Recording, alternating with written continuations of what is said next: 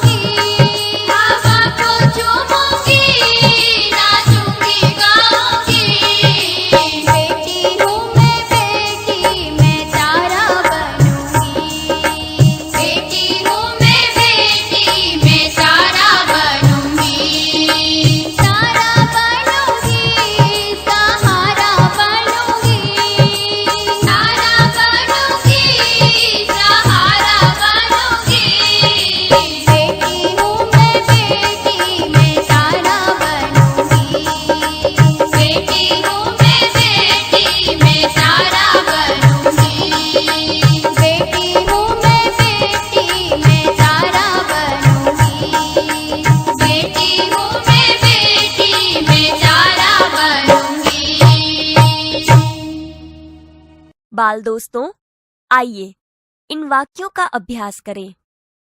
इन वाक्यों को ध्यान से सुनिए। भाषा सज्जता। निम्नलिखित वाक्यों को ध्यान से पढ़िए और सुनिए। 1. मनाली साहसी बालिका थी। 2. बगीचे में सुंदर फूल खिले थे। 3. भारत ने श्रीलंका को 3 विकेट से हराया। 4. बाल्टी में थोड़ा सा पानी है। 5. वह आदमी जा रहा था। हाँ, तो दोस्तों आपने इन वाक्यों को सुना। इनमें कुछ शब्द गाढ़े हैं, जैसे कि साहसी, सुंदर, 3, थोड़ा सा, वह। ये शब्द संज्ञा की विशेषता बताते हैं। मनाली कैसी लड़की है? मनाली साहसी लड़की है। यहां मनाली के साहस की विशेषता की बात है।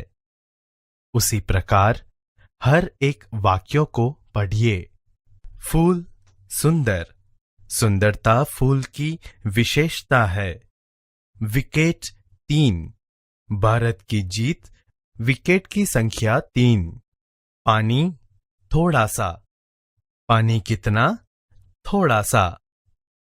आदमी वह, उसी आदमी की बात है।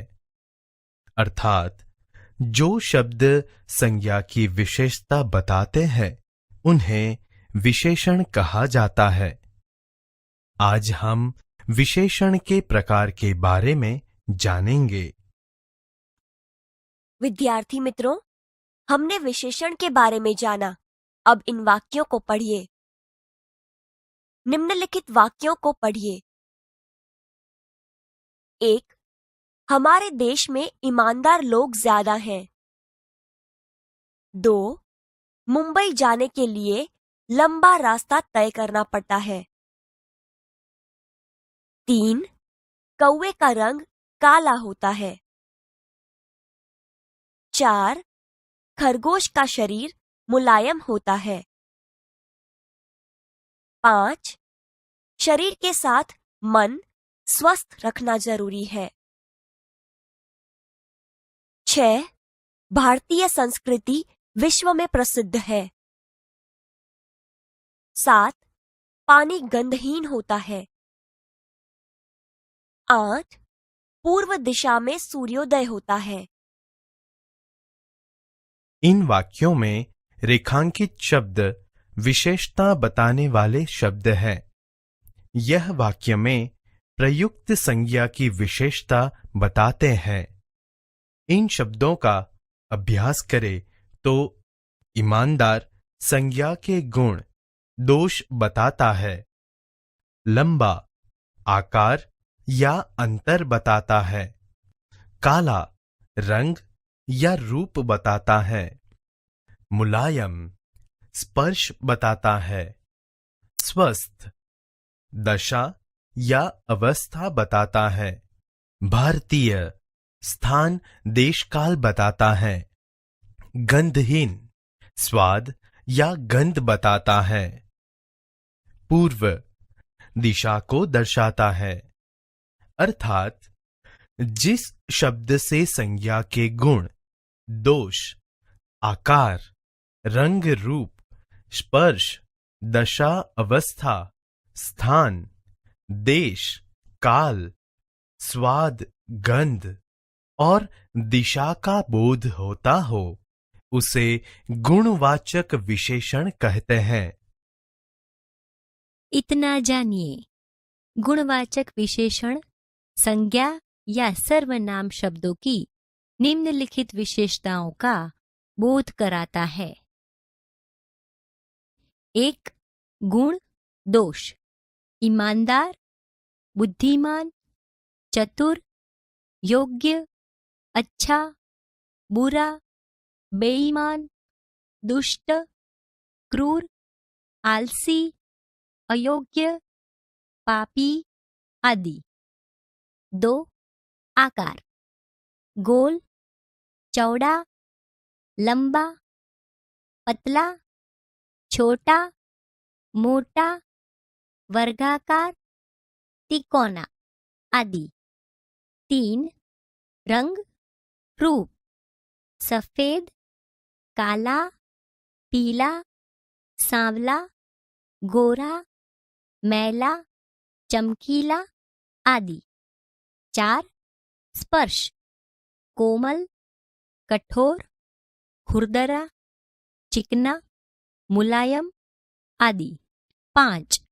दशा, अवस्था, स्वस्थ, कमजोर, बीमार, दुर्बल, रोगी, बूढ़ा, युवा आदि।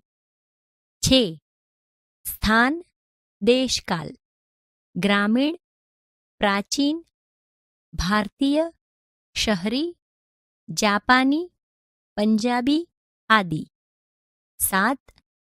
स्वाद, गंध, मीठा, खट्टा, चटपटा, कड़वा, फीका, तीखा आदि।